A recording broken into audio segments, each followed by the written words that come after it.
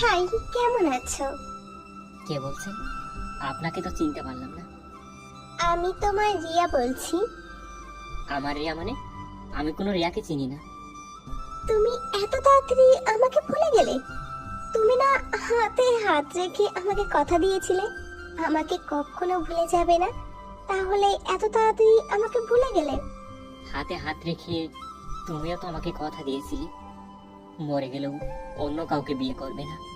তো এতদিন পর কি কারণে আমার কথা মনে পড়লো? আমি কি তোমার কারণ ছাড়া তোমার খবর নিতে পারি না? অধিকার নেই তো আর। কেমন আছো বললে না যে? তোমাকে ছাড়া আমি কেমন থাকবো সেটা তো তুমি খুব ভালো করেই জানতে। জিজ্ঞেস করার কি আছে? এখনো আগের মতো করে পাগলামি করো?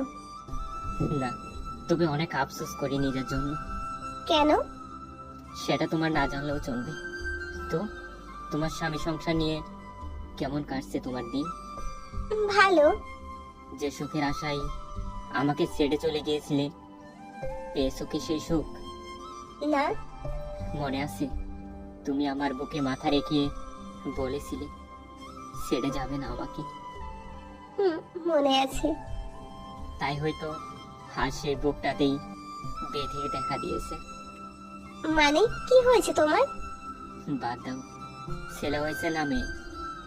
মেয়ে। বলেছিলাম আগে মেয়ে হবে, আর এটা নিয়ে কত ঝগড়া করতে। তুমি চুপ করবে এবার? হুম, আর কয়েকটা দিন একেবারেই চুপ হয়ে যাব। এমন করে বলছো কেন? বাদ দাও তো। আজকে আমার সব আছে, শুধু সুখ নেই। সেটা এখনো তোমার কাছেই পড়ে আছে। এগুলো বলে আর কোনো লাভ নেই।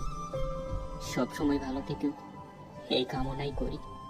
আমি জানি তুমি ভালো নেই। প্লিজ একটু ভালো করে কথা বলো না আমার সাথে।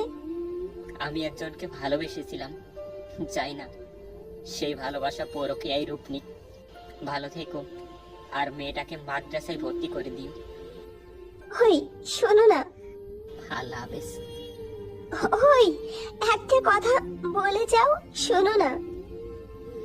হ্যালো বন্ধুরা, আপনারা যদি আপনাদের ভালোবাসার গল্পগুলো আমাদের কাছে পাঠাতে চান তাহলে স্ক্রিনে দেওয়া নাম্বারে আমাদের সাথে যোগাযোগ করতে পারেন। আর হ্যাঁ, স্ক্রিনে দেওয়া নাম্বার শুধু হোয়াটসঅ্যাপ খোলা আছে। আপনারা চাইলে আমাদের হোয়াটসঅ্যাপে আপনাদের গল্পগুলো পাঠাতে পারেন। ধন্যবাদ।